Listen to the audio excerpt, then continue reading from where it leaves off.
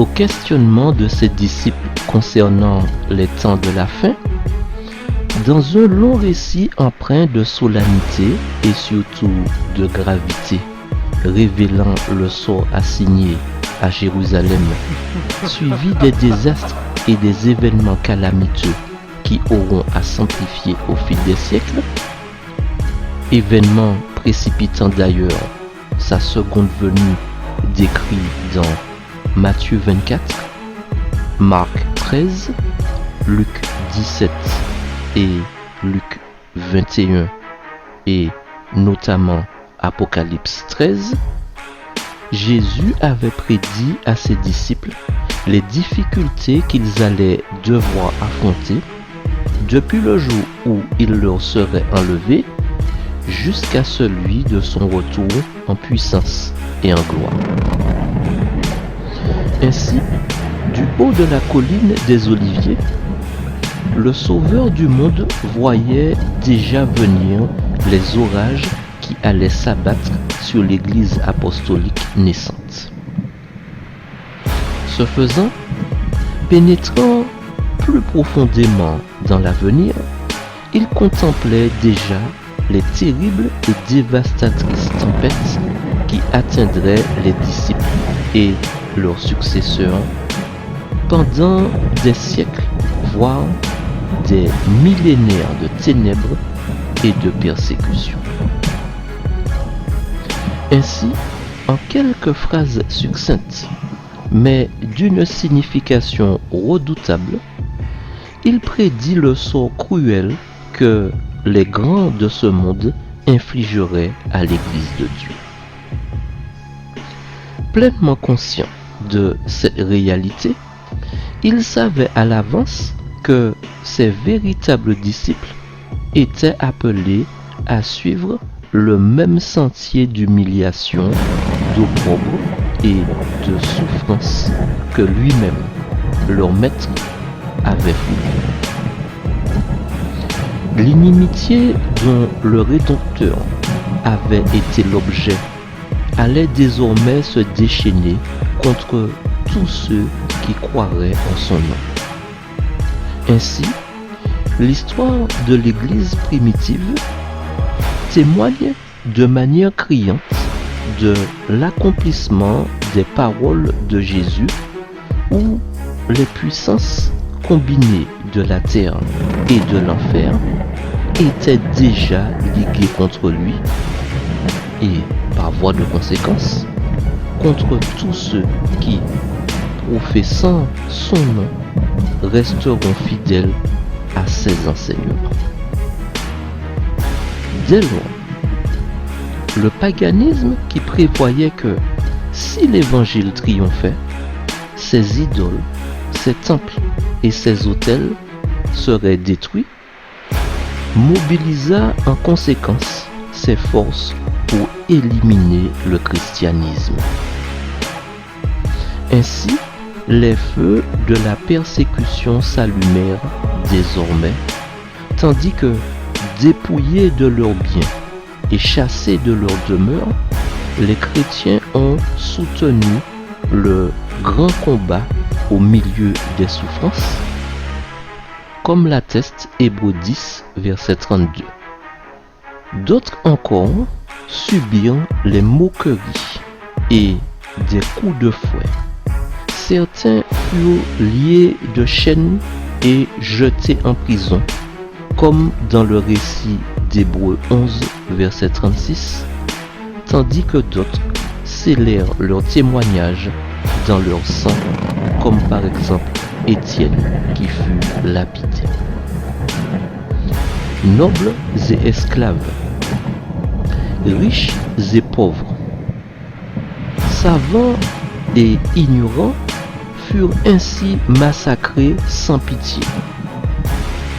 Mais les efforts de Satan pour détruire l'Église du Christ par la violence se révélèrent finalement vains, car le grand conflit au cours duquel les disciples de Jésus étaient mis à mort ne s'arrêtait finalement pas lorsque ces fidèles porte-drapeaux tombaient de leur poste, bien au contraire. Ainsi, tout comme leur maître au moment de sa crucifixion, bien qu'apparemment vaincus, ils demeurèrent indéniablement vainqueurs, contrairement aux allégations de certains prétendument et étonnamment représentants de la chrétienté. Dieu voit les fruits de nos labeurs. Et si parfois nos efforts, notre travail semble échouer et ne pas porter fruit, nous devons nous souvenir que nous sommes les disciples de Jésus et que sa vie, humainement parlant, s'est achevée dans l'échec de la croix. Ainsi, même lorsque des serviteurs de Dieu étaient égorgés, contre toute attente, son œuvre se poursuivait sans relâche. L'évangile continuait à se répandre et le nombre de ses adhérents allait en augmentant. Ces témoignages pénétraient jusque dans les contrées demeurées jusqu'alors inaccessibles aux enseignes des légions romaines. D'ailleurs, en s'adressant aux autorités païennes qui encourageaient la persécution, un chrétien a pu dire « Tuez-nous, torturez-nous, condamnez-nous, votre injustice est la preuve de notre innocence. Votre cruauté ne sert à rien. En agissant ainsi, vous rendez notre foi encore plus persuasive. Nous croissons en nombre à mesure que vous nous moissonnez, car le sang des chrétiens est une semence. » Ainsi, des milliers de chrétiens étaient incarcérés et mis à mort, tandis que d'autres entraient dans les églises et comblaient aussitôt les vides ainsi laissés. Le sort de ceux qui subissaient le martyre pour leur foi était désormais scellé, tandis que le Seigneur les mettait au nombre des vainqueurs. Ils avaient combattu le bon combat et ils devaient recevoir la couronne de gloire au retour du Christ. Ce faisant, les souffrances endurées par les chrétiens les rapprochaient les uns des autres et de leur Sauveur. L'exemple de leur vie et le témoignage de leur mort en martyr plaidaient si bien en faveur de la vérité qu'au moment où on s'y attendait le moins, même des sujets de Satan quittaient les rangs de celui-ci pour se rallier à Jésus-Christ. D'ailleurs, une étude du docteur Navid Sheikh, réalisée au sein de l'université de Louisville, a répertorié les morts engendrés par les guerres, les conflits civils, les massacres politiques et ethniques au cours des 2 derniers millénaires. Cet historien pakistanais d'une quarantaine d'années est actuellement en poste à l'université de Buckingham en Angleterre. Titulaire d'un doctorat en relations internationales et d'une médaille d'excellence, il a été boursier aux universités Harvard de Boston et Osei de Tokyo. Publié en 2009, une de ses études rétrospectives tente d'évaluer le nombre de victimes sur des bases de conflits armés liés à des raisons de civilisation antagonistes et ou de croyances religieuses. Ainsi, entre l'année 0 et 2008 du calendrier grégorien, les violences, toutes catégories confondues, ont, selon les calculs de l'universitaire, entraîné entre 449 millions et 708 millions de victimes. Pour arriver à ce chiffre, l'auteur a listé les 276 conflits les plus violents de l'histoire du monde pour identifier la civilisation la plus mortifère parmi les 7 plus grandes de l'humanité, où nous avons les athées provenant des pays du bloc communiste, les bouddhistes des pays d'Asie du Sud, les chrétiens d'Europe, d'Amérique et d'Afrique, la civilisation islamique du Moyen-Orient, d'Asie et d'Afrique, les autochtones d'Amérique avant colonisation et partie de l'Afrique, et enfin la civilisation cynique de la Chine et de certains États voisins. Pour ce faire, la méthodologie adoptée s'est basée sur un comparatif de 4 types de violences socio-religieuses. Guerre ou acte de violence entre plusieurs États. Guerre civile entre membres d'une même nation. Démocide ou assassinat de toute forme d'opposition menaçant l'ordre établi. Et de violences structurelles liées à l'exploitation ou à la répression. Ainsi, en termes de fréquence de violence, la civilisation chrétienne se classe toujours en première position avec 166 conflits létaux. Le monde musulman est second avec 81 conflits mortifères. Le bloc communiste troisième avec 19. La cynique quatrième avec 17. La civilisation bouddhiste cinquième avec 15. Et le monde primo-autochtone sixième avec 13 conflits. Au regard des conclusions du docteur Navid Sheikh, il en ressort que les civilisations qui se sont le plus affrontées l'ont fait pour des raisons religieuses et que le christianisme, depuis l'Europe et les Amériques, soit devenu la religion la plus criminelle de l'histoire depuis ces 20 derniers siècles, avec à son effectif des morts par millions dont seul Dieu connaît le nombre exact. Mais comment donc expliquer un tel paradoxe au sein même du christianisme? Tout simplement par un subtil et ingénieux syncrétisme religieux entremêlant le christianisme et le paganisme. Ainsi, pour mieux réussir dans sa guerre initiée contre Dieu, Satan mit sur pied une tactique nouvelle qui consistait à planter sa bannière au cœur même du christianisme. Ainsi, s'il parvenait à égarer les disciples du Christ et à attirer sur eux le déplaisir de Dieu, ces malheureux perdraient leur énergie, leur courage, leur fermeté et deviendraient pour lui des proies faciles.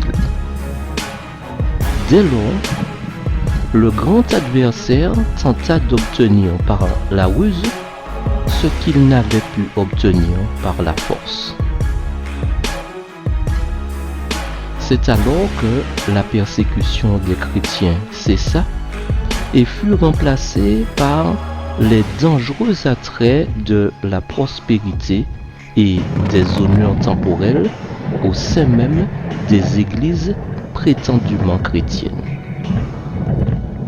Ce faisant, des idolâtres furent emmenés à donner partiellement leur adhésion à la foi chrétienne, tout en rejetant certaines vérités essentielles.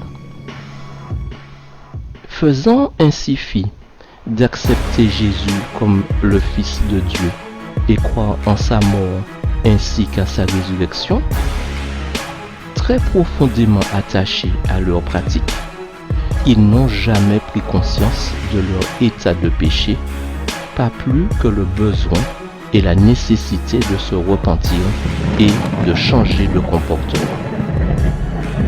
Ainsi, prêts à faire un certain nombre de concessions, les idolâtres proposèrent donc aux chrétiens de faire à leur tour des concessions pour qu'ils puissent se rencontrer sur un même terrain au nom du Christ. Et c'est justement là que commença la débâcle progressive de l'Église chrétienne. En comparaison de ce danger, la prison, la torture, le feu et l'épée auraient été des bénédictions. Toutefois, dans cette collusion générale sous fond d'apostasie, certains chrétiens demeurèrent inébranlables, déclarant que tout compromis leur était impossible.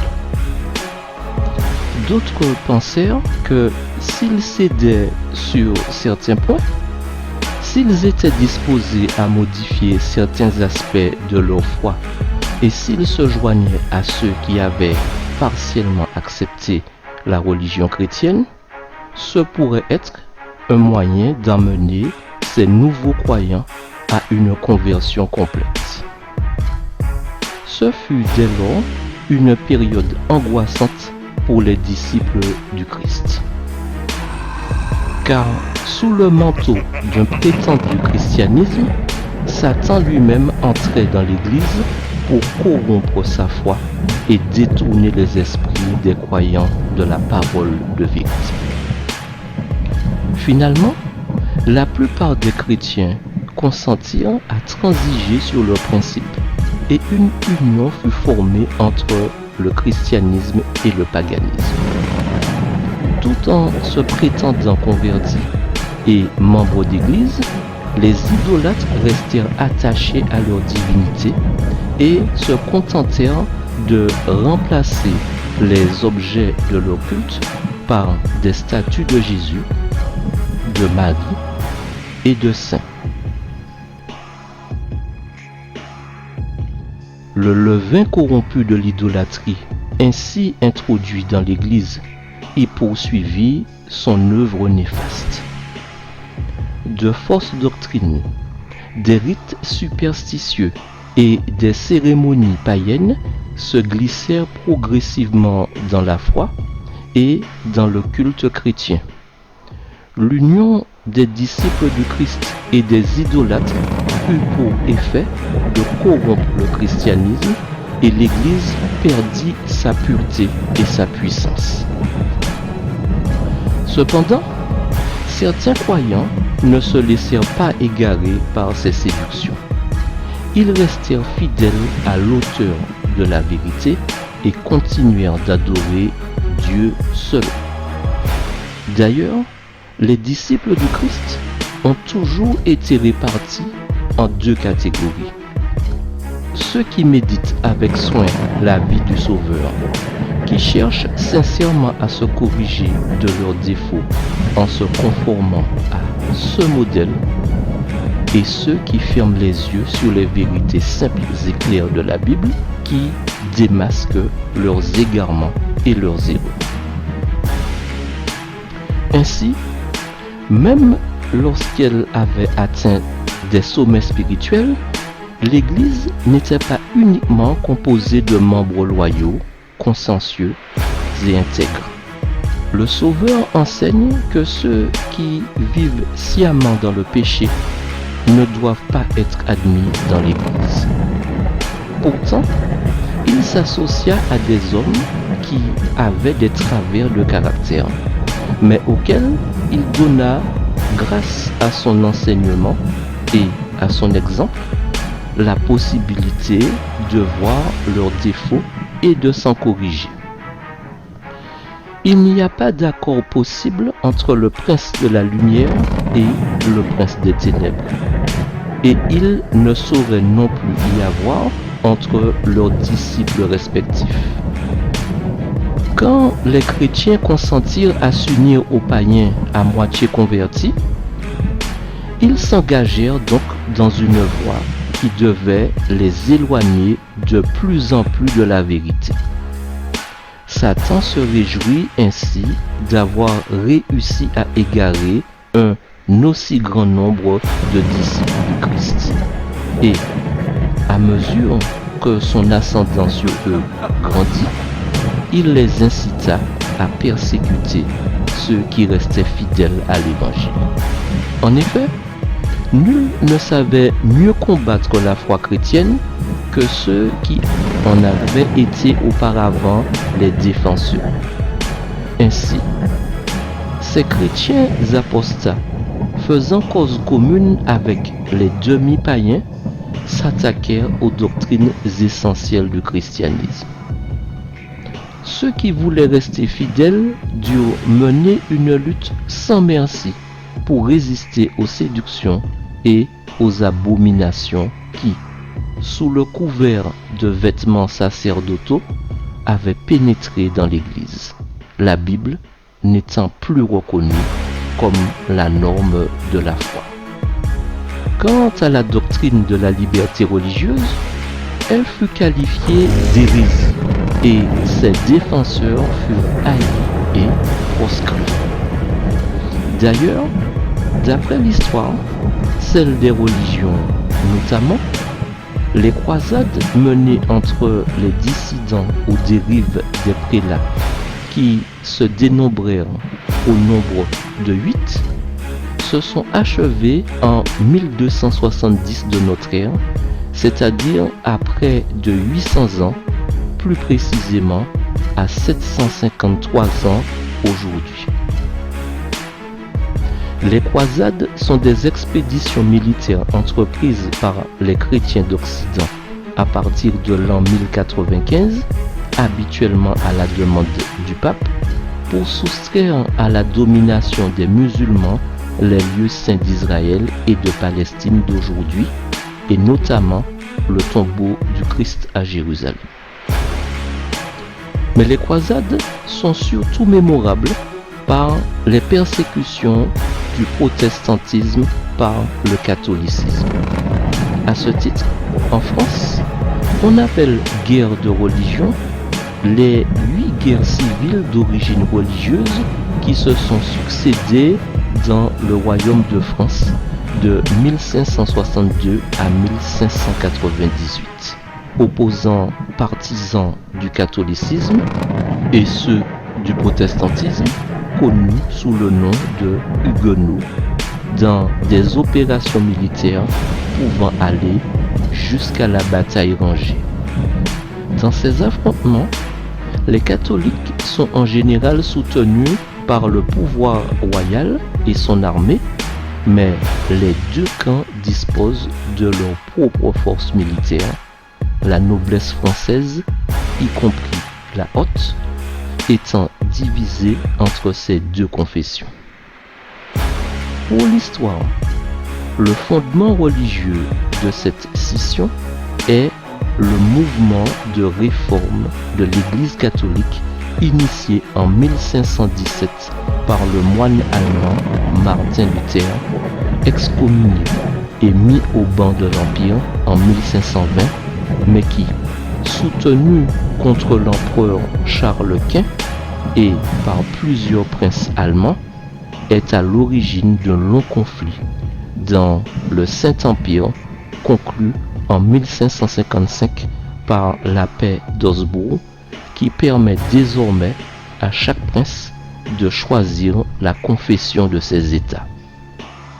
En France, le protestantisme réprimé dès les années 1520 ne se développe que dans les années 1540 avec le calvinisme, initié par le français Jean Calvin, chef religieux des réformés appelés calvinistes. Mais il y a 1506 ans, le 31 octobre 1517 précisément, Martin Luther cloua ses 95 thèses sur la porte de l'église de Wittenberg. Celle-ci s'opposait aux traditions et aux enseignements de l'église catholique qui n'étaient pas fondés sur la Bible. Les gens étaient fort étonnés qu'un homme seul puisse oser faire une pareille chose. Imaginez, oser parler contre Rome, un homme seul s'opposant à tout un système. En très peu de temps, les 95 thèses se répandirent non seulement dans toute l'Allemagne, mais aussi, plus tard, dans le reste du monde.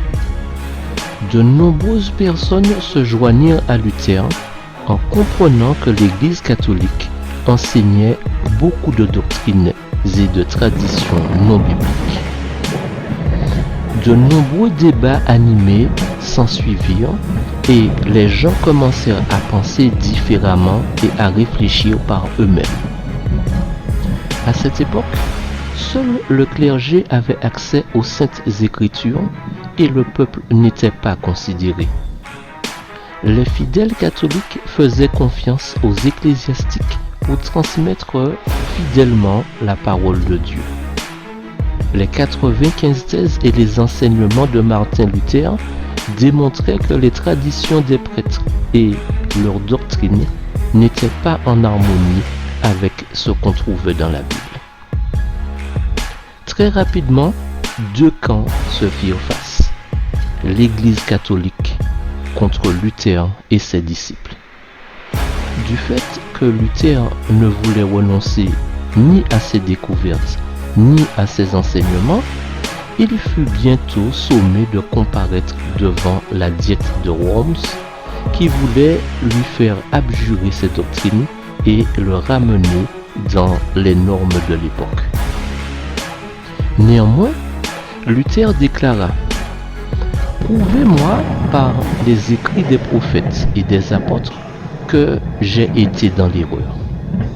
Dès que vous m'aurez convaincu, je me rétracterai, je reconnaîtrai toutes mes fautes et je serai le premier à empoigner mes livres pour les jeter dans les flammes. Je ne peux soumettre ma foi ni au pape ni au concile, parce qu'il est clair comme la lumière du jour qu'ils ont erré à maintes reprises et se sont souvent contredits les uns les autres. Si donc je ne suis convaincu par le témoignage des Écritures ou par des raisons évidentes, si l'on ne me persuade par les passages même que j'ai cités, liés à ma conscience par la parole de Dieu, je ne puis et je ne veux rien rétracter, car il n'est pas prudent pour le chrétien de parler contre sa conscience. Me voici, je ne puis faire autrement. Dieu m'assiste. Amen. Ainsi, Martin Luther et les réformateurs croyaient que les chrétiens devraient suivre la Bible et la Bible seule pour tout ce qui concernait la foi et les doctrines. L'Église catholique, de notre côté, réclamait que l'on suive la Bible et la tradition, fussent-elles contradictoires. À ce moment, la séparation devenait évidente. L'Église catholique exigeait que Luther et les réformateurs se conforment aux décisions de l'Église et de l'État. Ce dernier leur répondit qu'ils seraient en mesure de le faire seulement si elles étaient conformes à la parole de Dieu. Ils croyaient qu'ils avaient le droit de suivre leur propre conscience pour les croyances et leur foi. Rome, de son côté, déclarait que l'on devait respecter les décisions des conciles parce qu'elles avaient été votées à la majorité et que leurs décisions étaient bonnes. Finalement, chacun devait prendre position, soit se reposer exclusivement sur la parole de Dieu, ou adopter les traditions associées aux enseignements d'une institution religieuse aux côtés de la Bible. Les réformateurs refusant de s'incliner devant la puissance de Rome, l'Église catholique commença à les persécuter. Car s'étant opposé à l'autorité de Rome, il fallait donc s'en débarrasser. Les vieux livres d'histoire qui se font rares aujourd'hui nous parlent de cette affreuse persécution. Beaucoup de réformateurs étaient ainsi jetés en prison dans des conditions inhumaines. D'autres étaient poursuivis jusque dans les lieux les plus reculés des Alpes. Certains étaient livrés aux bêtes sauvages ou torturés par les inquisiteurs, tandis que d'autres encore mouraient par l'épée.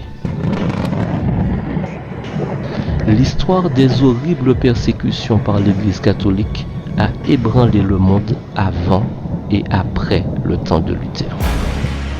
La plupart des réformateurs recevaient des menaces et étaient frappés d'interdits par le pape, faisant que, lorsqu'ils étaient bannis, tout le monde pouvait les tuer et donc beaucoup furent brûlés sur le bûcher. Parmi eux, on peut citer Jérôme, Jean Hus, Louis de Berquin et William Tyndale. Et même le corps de Jean Wycliffe fut exhumé et ses os furent brûlés pour ensuite jeter ses cendres dans une rivière du voisinage. Plus loin, en Angleterre, sous le règne de la reine catholique Marie, de 1555 à 1558, environ 289 protestants furent brûlés vifs. De nombreuses personnes croient aujourd'hui que l'Église catholique a changé depuis la Réforme et les atrocités qu'elle a commises. Mais comment le pourrait-elle si, depuis tout ce temps, en plus de ne formuler ni regrets ni excuses auprès du protestantisme, elle possède toujours les mêmes dogmes et les mêmes enseignements qu'elle a toujours soutenus? C'est qu'en fait, elle s'est simplement vêtue du manteau de la chrétienté pour se faire accepter. Maintenant qu'elle l'est et qu'elle a de nouveau de l'influence, non seulement dans l'Union européenne, mais aussi mondialement, nous verrons sûrement bientôt apparaître le véritable visage de cette institution.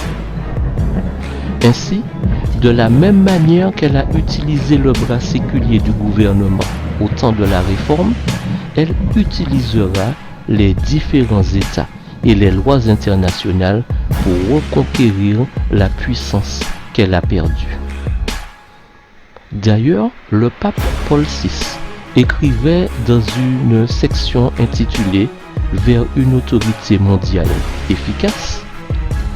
Cette collaboration internationale à vocation mondiale requiert des institutions qui la préparent, la coordonnent et la régissent jusqu'à constituer un ordre universellement reconnu. Qui ne voit la nécessité d'arriver ainsi progressivement à instaurer une autorité mondiale en mesure d'agir efficacement sur le plan juridique et politique? La question se pose alors, avec quelle institution l'Église catholique travaille-t-elle pour établir ce nouvel ordre mondial? Nous sommes déjà en mesure de tous les reconnaître. L'ONU, l'Union européenne, l'OTAN, l'Union africaine, le FMI, etc. À ce titre, le précédent pape, Benoît XVI, a lancé un appel important aux chefs d'État des différents pays du monde dans sa récente encyclique où il déclare « Nous avons un besoin urgent d'une autorité politique mondiale efficace pour gérer l'économie planétaire selon une éthique centrée sur Dieu dans le but de mettre fin aux grandes crises financières actuelles. » Nous devons garder à l'esprit que l'Église catholique vise une domination mondiale. Elle désire être une puissance universelle. C'est cette Église qui est à l'origine de l'Union européenne et c'est aussi le Vatican qui se cache derrière le nouvel ordre mondial. En outre, c'est le droit international qui régira ce nouvel ordre et qui lui rendra une autorité mondiale. Tout cela nous est expliqué par Malachi Martin, un professeur jésuite haut placé au Vatican, dans son best-seller The Case of This Blood, qui déclare: disposés ou non, prêts ou non, nous sommes tous impliqués dans une course mondiale à trois, une course dans laquelle nous devons donner toutes nos forces et où tous les coups sont permis. La plupart d'entre nous ne sont pas des concurrents, ils en sont l'enjeu. L'objet de cette course est d'établir le premier système de gouvernement mondial qui ait existé dans la société des nations. C'est de savoir qui détiendra dans le troisième millénaire la double puissance, le contrôle et l'autorité sur chacun de nous en tant qu'individu et sur nous tous en tant que communauté. Maintenant que le processus est engagé, on ne peut plus retourner en arrière. Notre mode de vie d'individu et de citoyen, et même les signes de notre identité nationale, seront transformés radicalement du tout au tout pour toujours. Personne ne peut échapper à ces effets.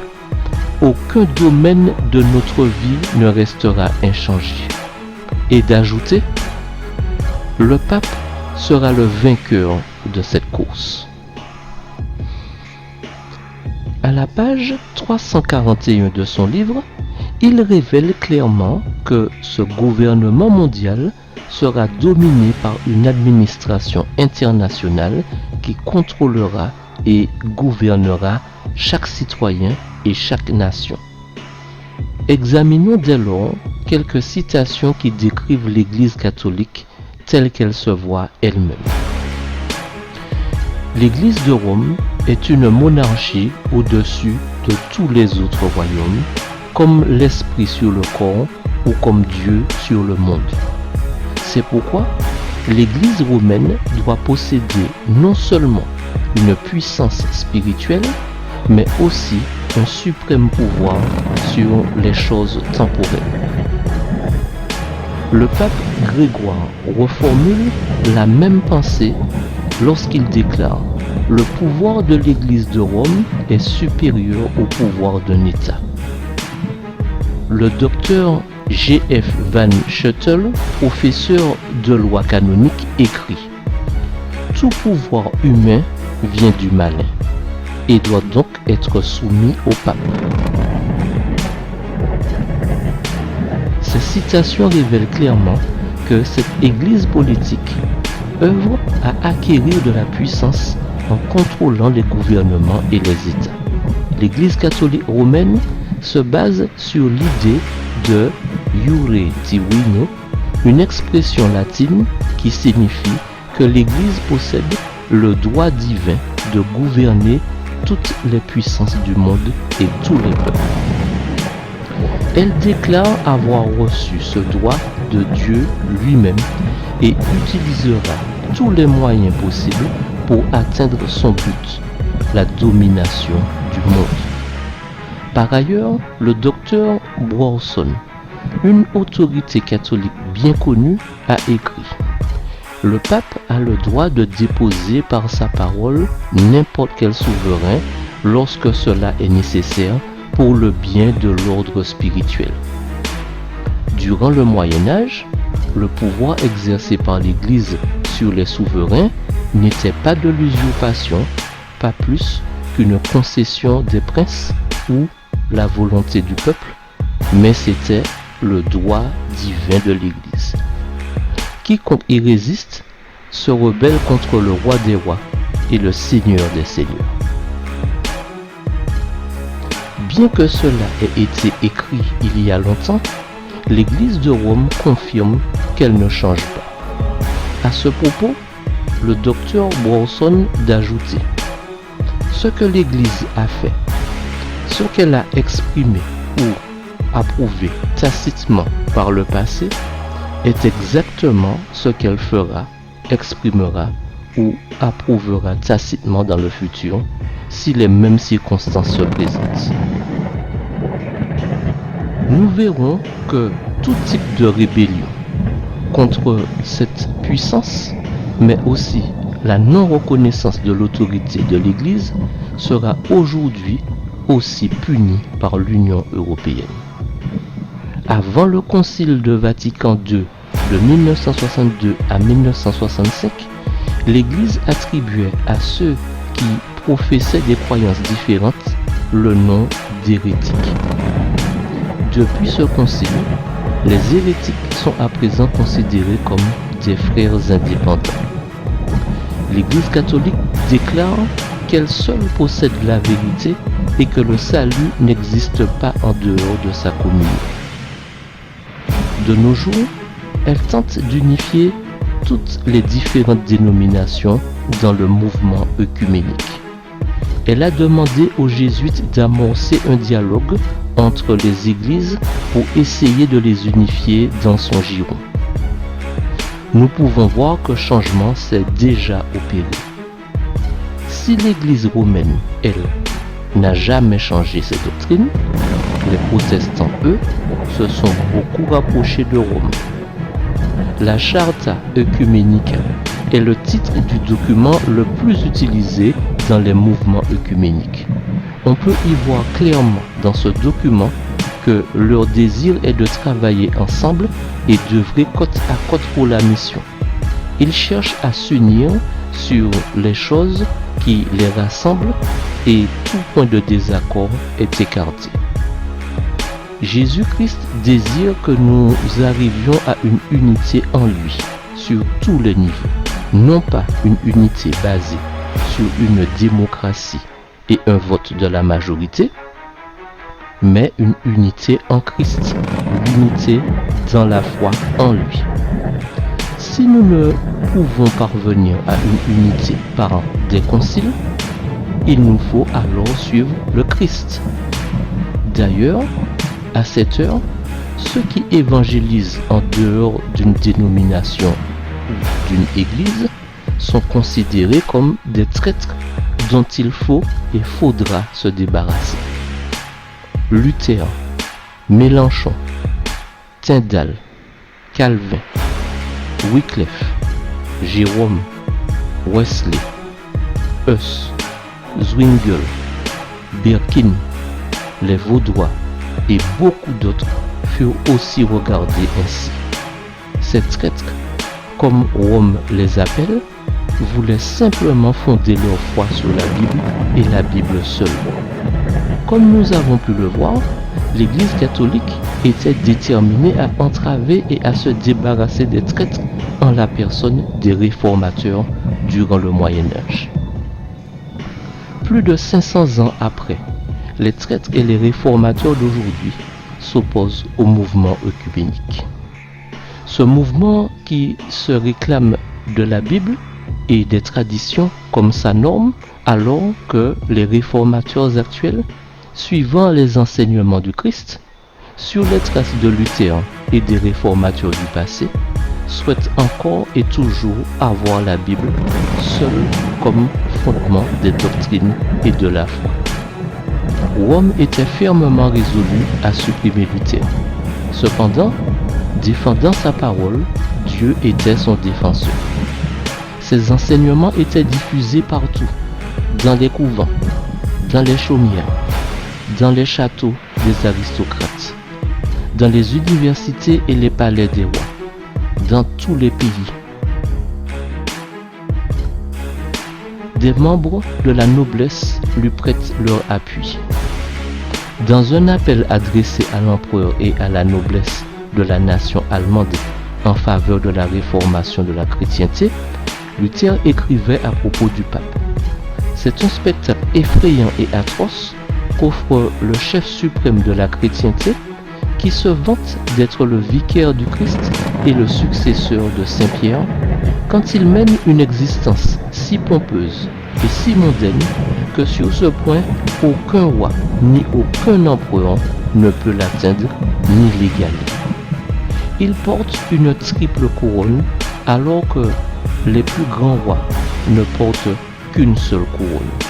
Si celle-là s'égalait au pauvre Christ et à Saint-Pierre, c'est une nouvelle manière de les égaler. Ils disent qu'il est le maître du monde. Mais c'est un mensonge, car le Christ, dont il se vante d'être le délégué et le représentant, a dit à Pilate: « Mon royaume n'est pas de ce monde. » Un délégué ne peut avoir des pouvoirs plus étendus que son maître. Concernant les universités, il déclarait: « Je crains fort que les universités ne soient les portails de l'enfer si on ne s'attelle pas à y appliquer la Sainte Écriture et à la graver dans le cœur des jeunes. Je ne conseille à personne de placer son enfant là où l'on n'accorde pas à la Bible la première place. Toute institution où la parole de Dieu n'est pas l'objet d'un intérêt constant et voué à la décadence. » Cet appel, qui eut un large retentissement à travers l'Allemagne, exerça une profonde influence sur toute la population et la nation entière en vint à se rallier au principe de la réforme. Brûlant du désir de se venger, les ennemis de Luther pressèrent le pape de prendre des mesures décisives contre lui. Il fut décrété que cette doctrine serait immédiatement condamnée. 60 jours furent accordés aux réformateurs et à ses adhérents pour se rétracter sous peine d'être excommuniés. Quand il reçut la bulle papale, Luther déclara: « Je la méprise et la flétris comme impie et mensongère. C'est le Christ lui-même qu'elle condamne. Je me réjouis d'avoir à subir de tels maux pour la meilleure des causes. Mon cœur éprouve déjà une plus grande liberté, car j'ai enfin la certitude que le pape est l'antéchrist et que son trône est celui de Satan lui-même. » Cependant, la bulle du pontife romain ne resta pas sans effet. La prison, la torture et l'épée étaient des moyens puissants pour imposer la soumission. Tout semblait indiquer que l'œuvre du réformateur touchait à son terme. Les faibles et les superstitieux tremblèrent devant les foudres papales. Et bien que Luther ait bénéficié de la sympathie générale, nombreux sont ceux qui ne se sentaient pas prêts à risquer leur vie pour la cause de la réforme.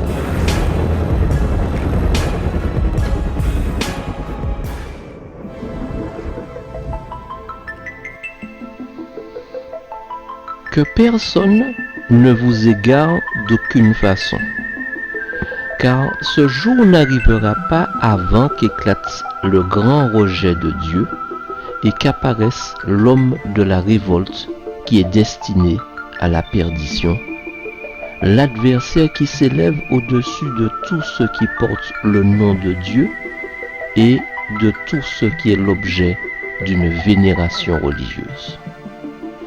Il ira jusqu'à s'asseoir dans le temple de Dieu en se proclamant lui-même Dieu. Vous savez ce qui le retient pour l'instant, afin qu'il ne paraisse que lorsque son heure sera venue.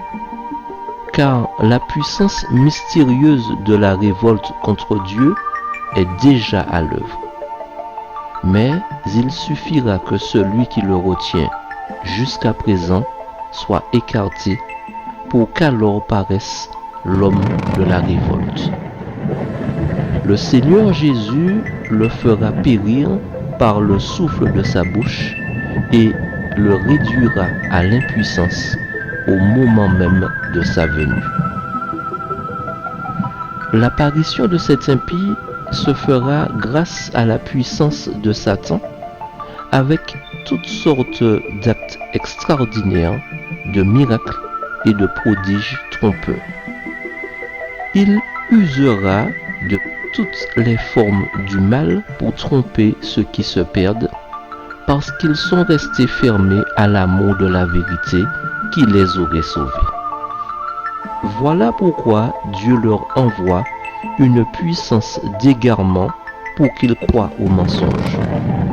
Il agit ainsi pour que soient condamnés tous ceux qui n'auront pas cru à la vérité et qui auront pris plaisir au mal.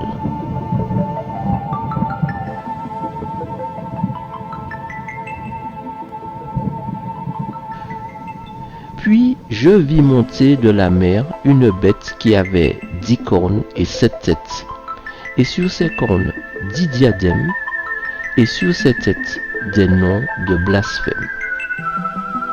La bête que je vis était semblable à un léopard. Ses pieds étaient comme ceux d'un ours, et sa gueule comme une gueule de lion.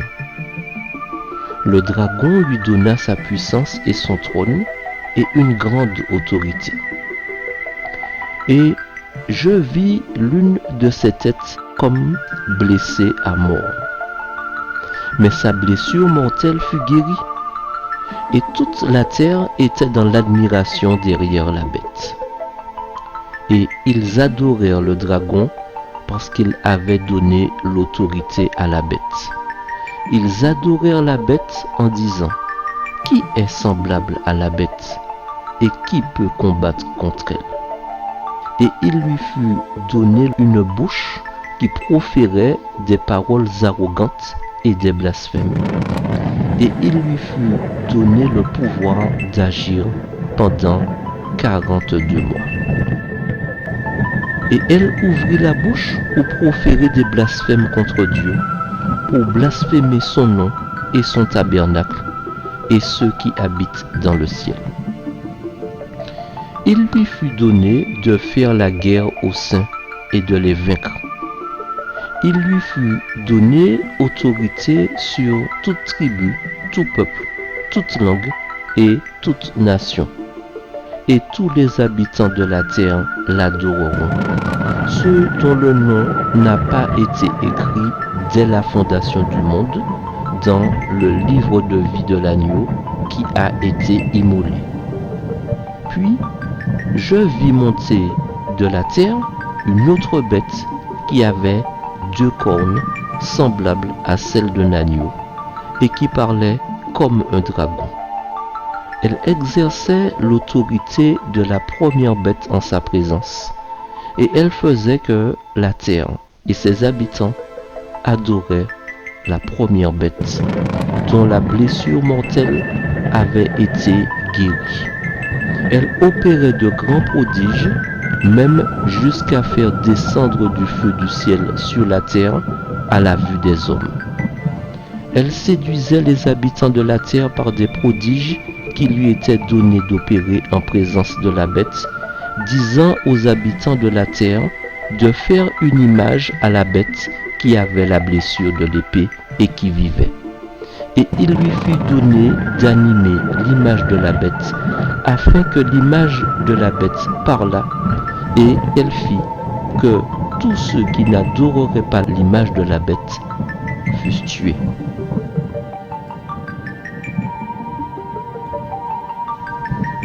Et je vis une femme assise sur une bête écarlate, pleine de noms de blasphème, ayant 7 têtes et 10 cornes.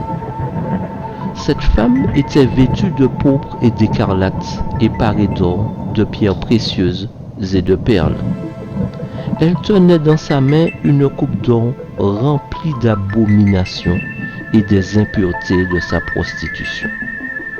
Sur son front était écrit un nom, un mystère: Babylone la grande, la mère des impudiques et des abominations de la terre. Et je vis cette femme ivre du sang des saints et du sang des témoins de Jésus. La bête que tu as vue était et elle n'est plus. Elle doit monter de l'abîme et aller à la perdition. Et les habitants de la terre, ceux dont le nom n'a pas été écrit dès la fondation du monde dans le livre de la vie, s'étonneront en voyant la bête, parce qu'elle était et qu'elle n'est plus et qu'elle réapparaîtra. C'est ici l'intelligence qui a de la sagesse. Les 7 têtes sont 7 montagnes sur lesquelles la femme est assise. Ce sont aussi 7 rois. 7 sont tombés, un existe, l'autre n'est pas encore venu, et quand il sera venu, il doit rester peu de temps. Et la bête qui était et qui n'est plus est elle-même un 8e roi, et elle est du nombre des 7, et elle va à la perdition. Les 10 cornes que tu as vues sont 10 rois qui n'ont pas encore reçu de royaume, mais qui reçoivent l'autorité comme roi pendant 1 heure avec la bête.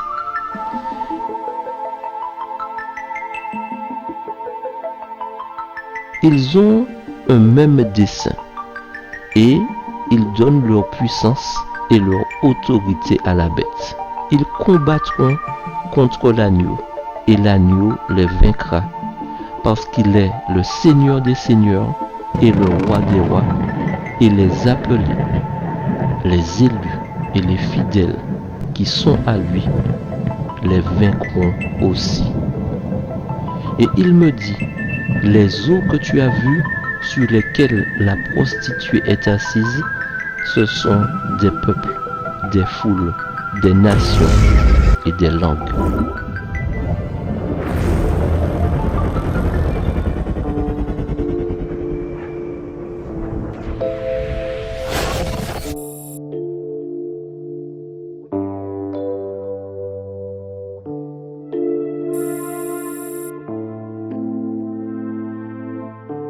Au jour de l'apôtre Paul, les frères thessaloniciens agissaient sous la fausse impression que le Seigneur reviendrait à leur époque.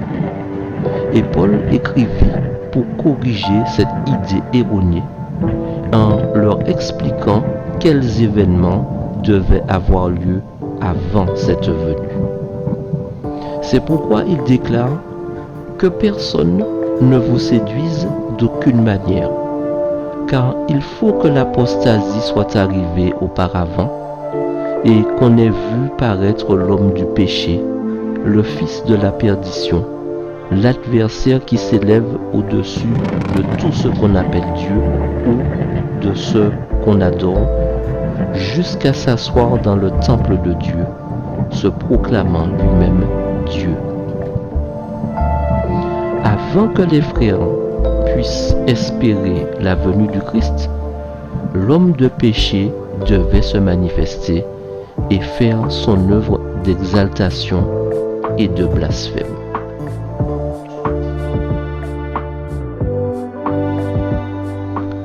Ce grand événement est produit par une décadence tant morale que spirituelle,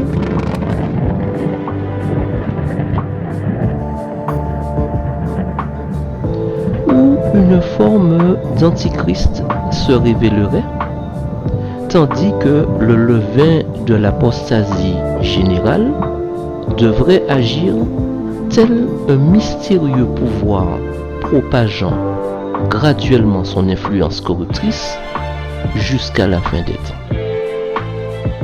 Ainsi, quelqu'un dans cette prophétie est appelé l'homme de péché et qui est en fait le représentant de Satan. Et donc, en acceptant les influences ainsi que les suggestions de Satan au sujet de la loi de Dieu, qui est aussi immuable que le trône divin, cet homme de péché vient annoncer au monde qu'il a changé la loi et que le premier jour de la semaine, à la place du 7e jour, est maintenant le sabbat. En professant l'infaillibilité, il exige le droit de changer la loi de Dieu pour l'adapter à ses propres fins. En agissant ainsi, il s'exalte au-dessus de Dieu et laisse le monde en déduire que Dieu est faillible. S'il était certain que Dieu fit une forme de gouvernement nécessitant un changement, ceci démontrerait sans doute sa faillibilité.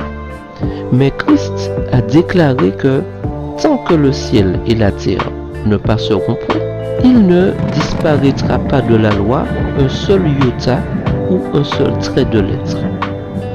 L'œuvre qu'il vint accomplir était précisément d'exalter cette loi et de montrer au monde créé et au ciel que Dieu est juste et que sa loi n'a besoin d'aucun changement.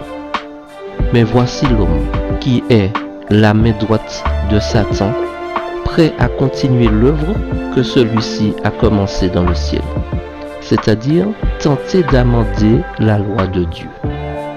Ce faisant, le monde chrétien a approuvé ses efforts en adoptant ce fils de la papauté qu'est l'institution du dimanche. Ils l'ont adopté et continueront de le faire jusqu'à ce que le protestantisme tende la main en signe d'amitié au pouvoir romain. Ainsi, une loi sera décrétée contre le sabbat de la création de Dieu, et alors Dieu accomplira son œuvre étrange, son travail inouï sur la terre. Dieu a toléré pendant longtemps la perversité de la race humaine. Il a tenté de les gagner, mais le temps viendra où la coupe de leur iniquité sera pleine. Alors il agira. Ce moment est presque arrivé. Il garde un registre des nations et le nombre de leurs péchés qui vont, en augmentant à leur défaveur, sont tous consignés dans les livres du ciel. Et quand une loi sera décrétée disant que la transgression du premier jour de la semaine sera châtiée, alors leur coupe sera pleine. L'homme de péché s'est exalté lui-même contre Dieu en s'asseyant dans le temple de Dieu et se présentant comme s'il était Dieu. Il a piétiné le grand mémorial de la création de Dieu établi pour commémorer son œuvre et, à sa place, il a présenté au monde un jour ordinaire de travail. Il a établi ce jour comme un sabbat rival pour être observé et honoré. De cette manière, le monde s'est levé contre Dieu parce qu'il a sanctifié son jour de repos. Mais même si tous les membres de la famille humaine acceptaient ce fils de la papauté, le saint sabbat de Jéhovah n'en serait pas pour autant invalidé. Ceux qui acceptent le faux sabbat exaltent l'homme de péché et attaquent le gouvernement de Dieu.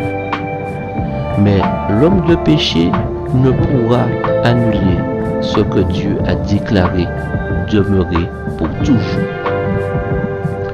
L'œuvre qui doit être faite maintenant dans notre monde est d'exalter la loi du Seigneur et attirer l'attention des gens sur ce commandement spécifique. Le temps est arrivé où la vérité doit être proclamée contre la fausseté et l'erreur. Les papes se sont exaltés au-dessus du Dieu du ciel par la façon dont ils ont traité la parole divine. C'est la raison pour laquelle, dans la prophétie, le pouvoir papal est appelé l'homme de péché. Satan est à l'origine du péché. Le pouvoir qui prétend que n'importe quel saint précepte de Dieu peut être modifié est l'homme de péché. Le pouvoir papal a précisément fait cette œuvre sous la direction spéciale de Satan. Bien que ceux qui sont à la tête de la papauté prétendent avoir un grand amour pour Dieu, Dieu les considère comme le haïssant. Ils ont changé la vérité de Dieu en mensonge, altéré les commandements de Dieu et mettre à leur place des traditions humaines est l'œuvre de Satan. C'est ainsi que le monde religieux s'éloigne de Dieu qui déclare « Moi l'Éternel, ton Dieu, je suis un Dieu jaloux, qui punit l'iniquité des pères sur les enfants jusqu'à la 3e et la 4e génération de ceux qui me haïssent. » Le temps vient où Satan accomplira des miracles devant vos propres yeux en prétendant être le Christ. Et si vos pieds ne sont pas fermement établis sur la vérité de Dieu, vous serez écartés de votre fondement. Votre seule sécurité est d'approfondir la vérité comme s'il s'agissait de trésors cachés. Creusez à la recherche de la vérité comme vous le feriez pour chercher un trésor dans la terre et présentez la parole de Dieu à travers la Bible devant votre Père Céleste et dites « Éclaire-moi, enseigne-moi ce qu'est la vérité ». Vous devez garder la parole de Dieu à l'esprit, car vous pourriez être séparé ou placé là où vous n'auriez pas le privilège de vous retrouver avec les enfants de Dieu. La loi de Dieu est aussi sacrée que son trône, et chaque être humain qui naît dans ce monde sera jugé par elle. Il n'y a pas d'autre norme par laquelle le caractère puisse être jugé. Si l'on ne parle pas ainsi, il n'y aura point d'aurore pour le peuple. Maintenant, le sort de chacun sera-t-il décidé en accord avec la parole de Dieu ou les prétentions humaines seront-elles prises en compte? Christ dit, c'est à leurs fruits que vous les reconnaîtrez. Si ceux par lesquels des guérisons furent accomplies sont disposés à excuser leur mépris pour la loi de Dieu et persistent dans leur désobéissance, bien qu'ils aient du pouvoir, cela ne signifie pas que ce pouvoir vient de Dieu. Bien au contraire, c'est la puissance d'accomplir des miracles du grand séducteur. Il est le transgresseur de la loi morale et il emploie toutes les séductions à sa portée pour que les hommes soient aveuglés et ne reconnaissent pas son vrai caractère. Nous avons été avertis que dans les derniers jours, il accomplira des signes et des prodiges mensongers et il continuera de les faire jusqu'à la fin du temps de grâce pour essayer de leur démontrer qu'il est un ange de lumière et non de ténèbres. Ainsi, Satan accomplira ses miracles pour tromper. Il établira son pouvoir comme s'il était suprême. L'Église semblera peut-être sur le point de tomber, mais elle ne tombera pas. Elle demeurera tandis que les pécheurs de Sion seront éliminés par le crible. La balle sera séparée du précieux grain. Ce sera une épreuve terrible et cependant, elle aura lieu.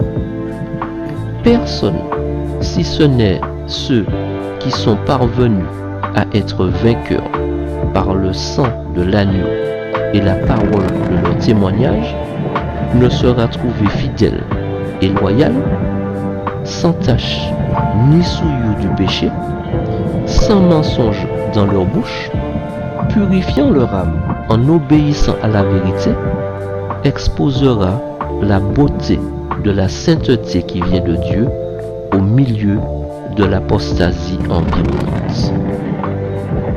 Cette section prolonge le récit interrompu par l'hymne.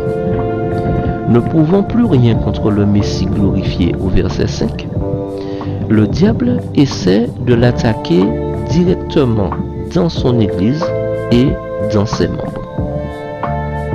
L'Église reçoit de Dieu une protection particulière, la nourriture pour la survie, la rapidité dans ses déplacements et le concours des éléments naturels. La période de 3 ans et demi laisse entendre que cette période de harcèlement de l'Église par le dragon sera limitée dans le temps. La bête qui sort de l'eau devient l'agent terrestre du dragon. Pour mieux subjuguer les foules, elle exploite leur crédulité et leur goût du prodige. L'intronisation de la bête parodie celle de l'agneau. La guérison merveilleuse de la bête suscite l'émerveillement des foules. L'Apocalypse dénonce ainsi le culte des empereurs qui représente un détournement des honneurs dus à l'agneau et à Dieu lui-même.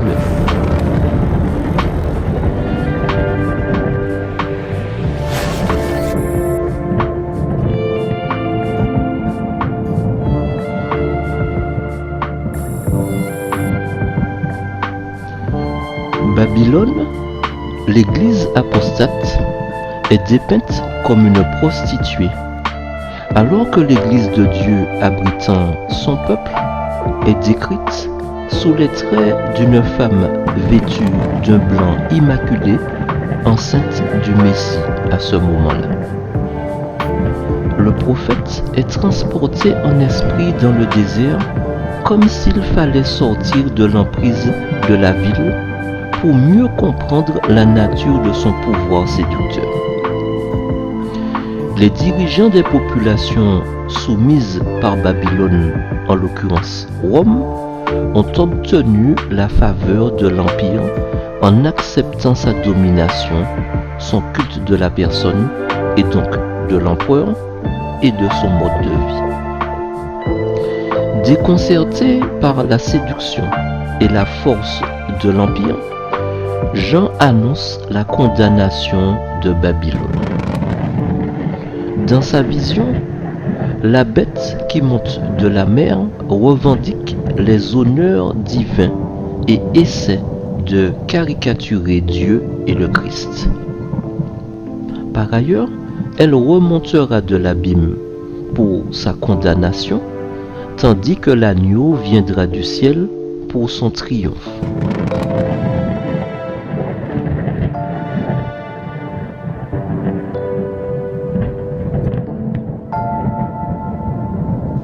La bête est un 8e roi, persécuteur des chrétiens, qui rappelle Néron. Dans le chapitre 17 de l'Apocalypse, est prédite la destruction de toutes les églises qui se corrompent par leur dévotion idolâtre au service de Babylone, buvant le vin de la fureur de son impudicité.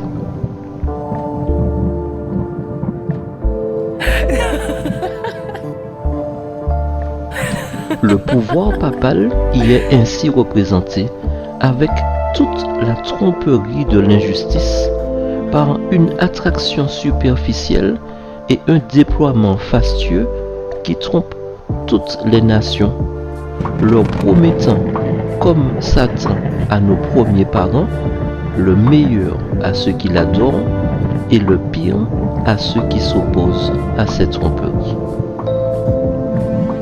La puissance qui a la plus profonde corruption intérieure fera le plus grand déploiement et se revêtira des signes les plus trompeurs du pouvoir. La Bible dit clairement que c'est ceux qui couvrent une méchanceté corrompue et trompeuse.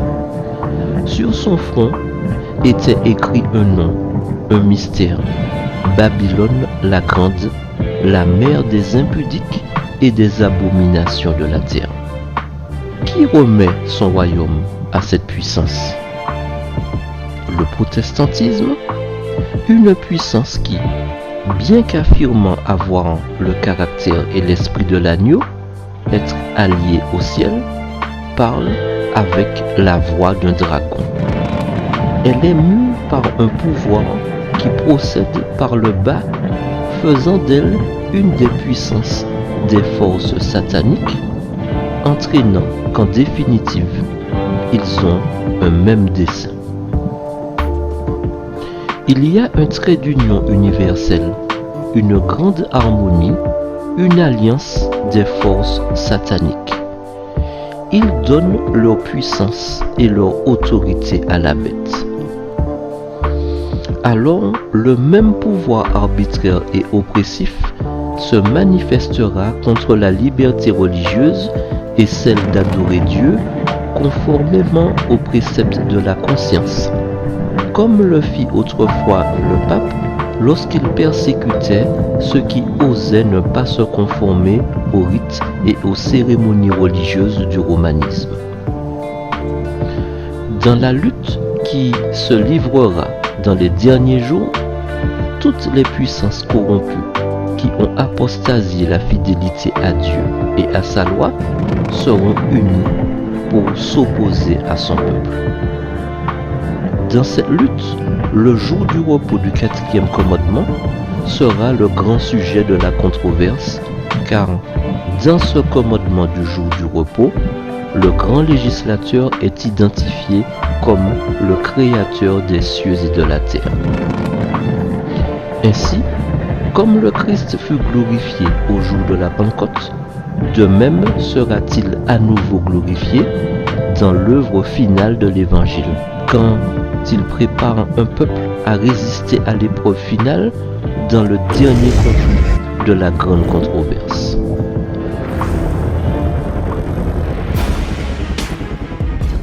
La Bible nous révèle très clairement que cette puissance persécutrice recevra une blessure mortelle qui sera guérie. La papauté a reçu cette blessure mortelle en 1798 lorsque le pape Pie VI fut fait prisonnier par le général Berthier de l'armée de Napoléon Bonaparte et mourut en exil en France. L'État du Vatican fut rendu au Saint-Siège en 1929 par Mussolini et depuis, sa puissance n'a cessé de croître dans le monde entier. Le pape Jean-Paul II a voyagé tout autour du monde pour établir des liens diplomatiques et d'amitié avec de nombreux pays.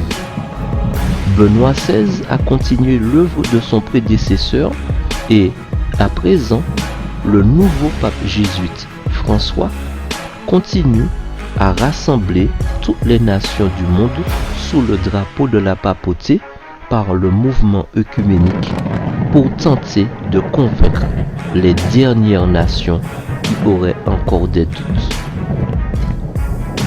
Pour cela, il se sert de la législation internationale dans le domaine politique, religieux, économique et financier.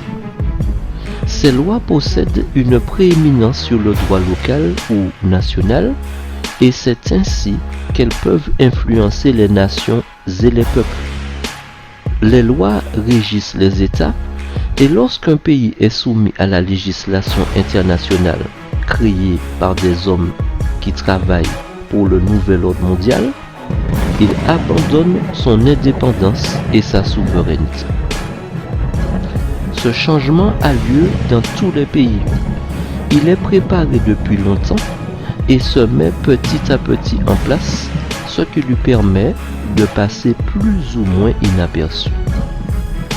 Bientôt, ceux qui ne respectent pas les lois internationales, qu'elles concernent l'Église ou l'État, seront considérés comme des citoyens insoumis et seront passibles de différentes sortes de punitions. Nous allons bientôt à nouveau assister à des abus du pouvoir de la part de la papauté. La grande surprise sera que ceux qui jadis protestaient contre les abus seront désormais ses alliés, comme l'atteste Apocalypse 13, versets 11 à 17. C'est la Bible qui nous le révèle et nous avons confiance en la parole de Dieu. Est-ce surprenant de voir les protestants tendre la main vers Rome pour travailler côte à côte avec elle? Il est évident qu'ils ont oublié qu'au temps de Luther, elle a persécuté les croyants des autres confessions. Comme nous avons pu le voir, beaucoup furent emprisonnés, persécutés et torturés à cause de leur foi. C'est pourquoi, si nous ne connaissons pas bien notre histoire et notre Bible, nous ne pourrons savoir ce qui arrivera dans l'avenir. Rome ne change jamais et l'histoire se répète. L'Église catholique s'est simplement revêtue du manteau de la chrétienté. Son système n'est autre qu'aujourd'hui que loup en habit de brebis. Il fonctionne avec le pape blanc et le pape noir, tandis que le premier charme les foules avec sa pompe et sa richesse, le second général des jésuites œuvre en secret dans les ténèbres. Les jésuites sont des soldats du Vatican. Selon le serment jésuite, ils provoqueront une guerre qui détruira les gouvernements actuels et les forcera à se plier à leur autorité. Ce serment les encourage à infiltrer les autres dénominations, à être un luthérien avec les luthériens, un baptiste avec les baptistes, un pentecôtiste avec les pentecôtistes, un adventiste avec les adventistes, etc. Grâce à leur formation poussée, ils acquièrent des positions importantes et les utilisent pour emmener ces dénominations chrétiennes à prendre part dans le mouvement œcuménique. Leur loyauté envers le pape est sans faille, et s'ils le souhaitent, ou si cela s'avère nécessaire, ils peuvent utiliser l'épée ou toute autre arme pour accomplir leur dessein. Ceux qui liront le serment que les jésuites jurent devant le pape avant de commencer leur devoir comprendront ces choses.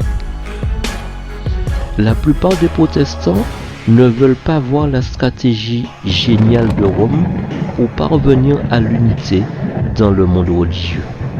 Ainsi, alors que nous allons fêter la Réforme et les 506 ans de l'intervention de Luther, on pourrait s'attendre à un réveil de l'esprit réformateur en se rappelant la bataille qu'il a livrée contre l'Église catholique. Mais non, la vérité aujourd'hui, c'est que le protestantisme est presque tout à fait mort. Dans cette célébration, on pourrait entendre qu'au temps de Luther, certaines personnes n'étaient pas satisfaites du système et que la réforme fut simplement le résultat d'incompréhension, d'amertume et de conflits mineurs. Nous sommes à présent passés dans une nouvelle ère. Tout a changé. À présent, nous aspirons à l'unité et non à la discorde. Nous allons voir que les dirigeants catholiques, aussi bien que les protestants, travaillent pour parvenir à cette unité à la place des conflits.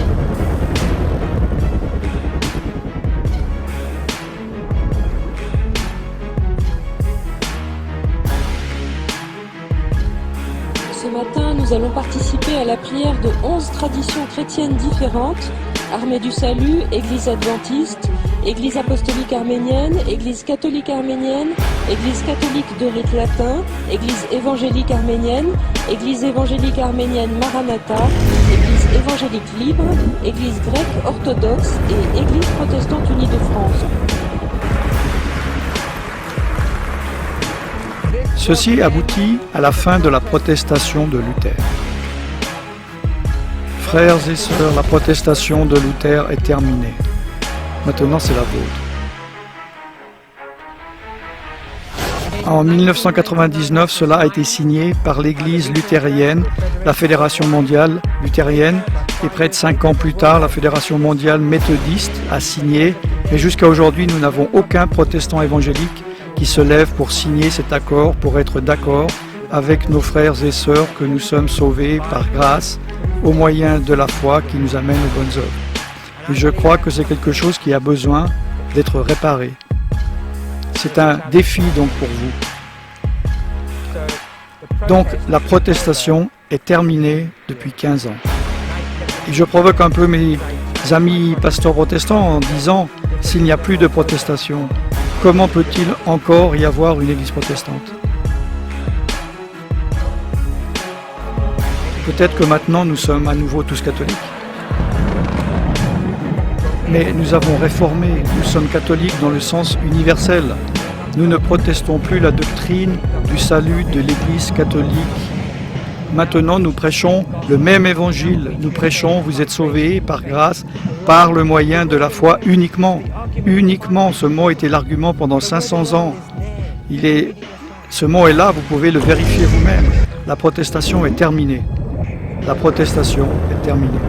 Alors, je sais que pour l'avoir écouté, donc lors de cette réunion Zoom, vous avez utilisé le mot catholique en lien avec la mission de l'Église adventiste. Alors, peut-on dire que l'Église en Martinique a une mission, en Martinique bien sûr, mais dans le monde entier, est-ce qu'elle a une mission catholique? Alors, que signifie cette expression catholique? Parce que, vous savez, en Martinique, catholique est associé systématiquement à une communauté religieuse. Donc, c'est vrai, adventiste catholique, il me semble que les mots ne vont pas ensemble, ils ne peuvent pas s'alliancer. Alors, est-ce que vous pouvez...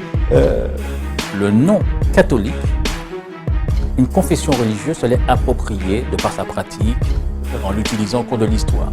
L'Église catholique, apostolique romaine. Donc, quand on parle catholique aujourd'hui, on voit cette Église populaire majoritaire. Mais l'adjectif catholique signifie universel.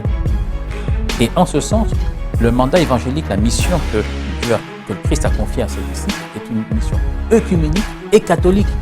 Parce que œcuménique et catholique sont des adjectifs qui signifient universel.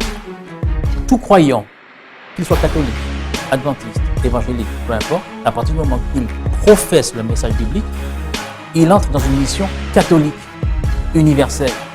Nous, en tant qu'adventistes, nous nous appelons adventistes parce du 7e jour. Oui, parce que nous mettons l'accent sur ces deux principes que nous voulons faire triompher dans cette période de la fin de notre histoire pour que les gens se rendent bien compte quel est, je dirais, l'essentiel du message. Ça n'enlève pas le fait que nous soyons catholiques dans notre vision des choses, dans notre façon d'amener l'évangile à toute la terre.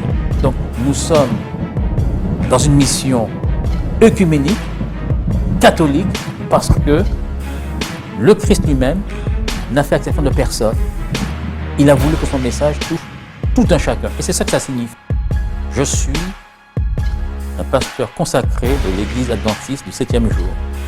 C'est ce que je professe. Le message de 3 anges, c'est ce que je suis amené à porter. Je suis impliqué dans la mission, mais je reconnais que cette mission, une mission qui ne doit pas s'arrêter à un groupe de personnes, à une géographie, mais ça doit être porté à tous les êtres humains. Et en ce sens, c'est une mission œcuménique et catholique. La Bible nous explique que cette unité sera si forte qu'ils auront un même dessein.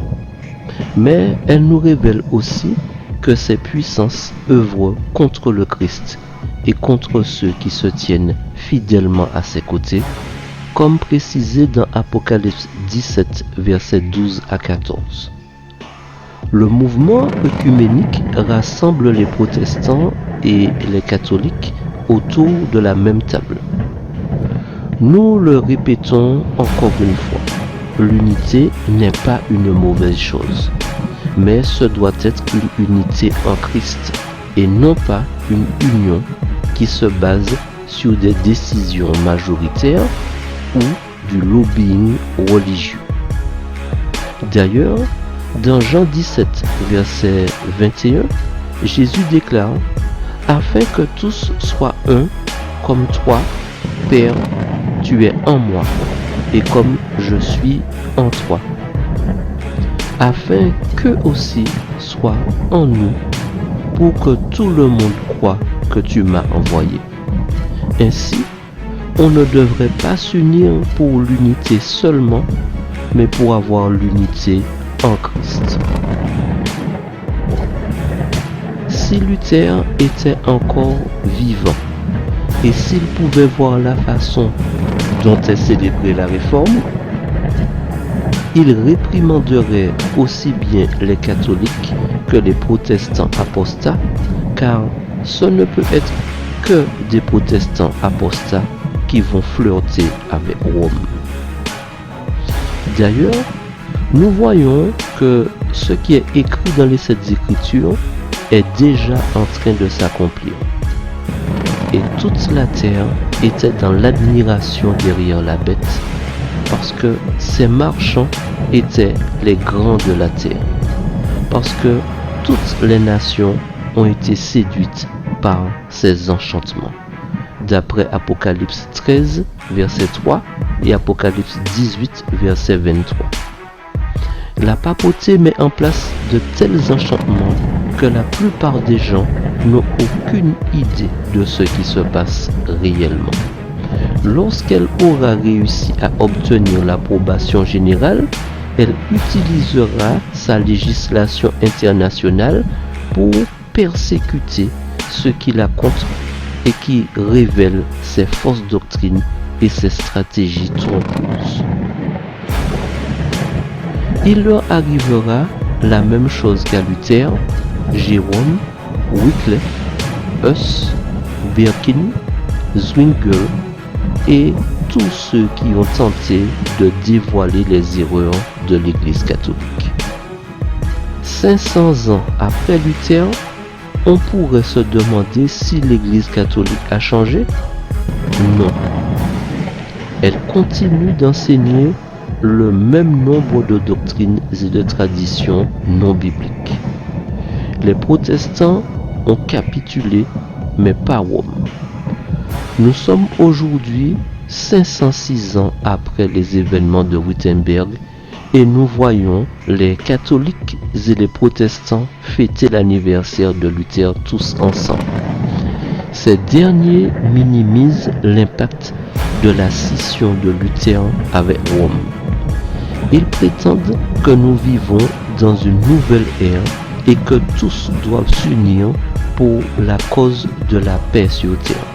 Seulement, cette paix illusoire ne voudrait s'obtenir qu'au moyen de l'œcuménisme, de la diplomatie et d'un vote à la majorité. Mais la véritable paix ne s'obtient uniquement quand et par Jésus. Or, le monde ne peut procurer cette paix authentique.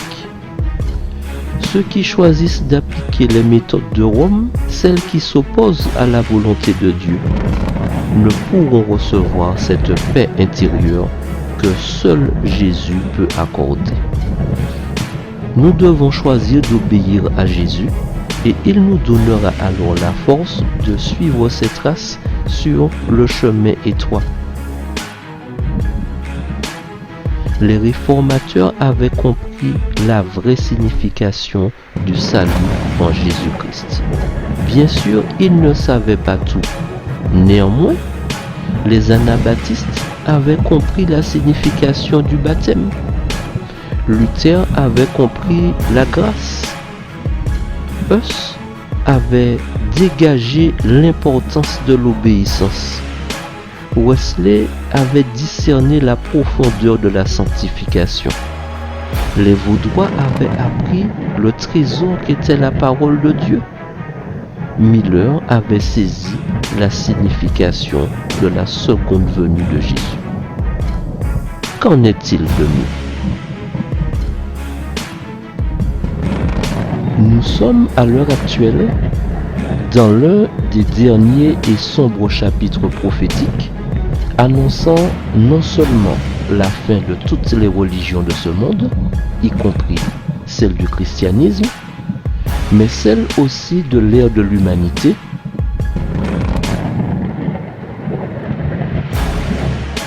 et surtout celle du règne du péché dans le monde des humains,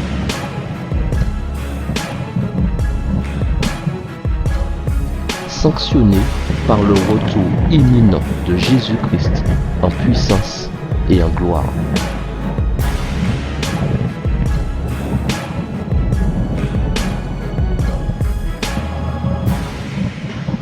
Ce faisant, au vu et à l'ouïe des manigances des chefs religieux exposés tout au long de ce thème et au cours de cette analyse qui, sans retenue, chaque jour un peu plus, à vos dépens, se vautrent dans la pompe et dans le luxe, à ceux qui les admirent et les vénèrent plus que de raison, combien de temps encore continuerez-vous de vous revendiquer comme leur appartenant et défendrez-vous leur cause et leur religion, bien trop souvent au-dessus de l'éthique chrétienne et même de Dieu, eux qui pourtant, dont la grande majorité, vous ont déjà vendu pour leur rente et leur prestige.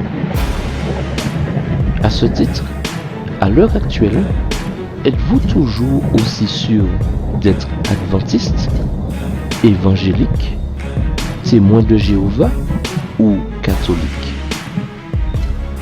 Pour ceux qui doutent ou qui ignorent encore leur réponse, je leur conseille vivement de s'entretenir avec leurs dirigeants d'église, munis au préalable des précisions réparties tout au long de ce thème et de cet exposé pour en avoir le cœur net.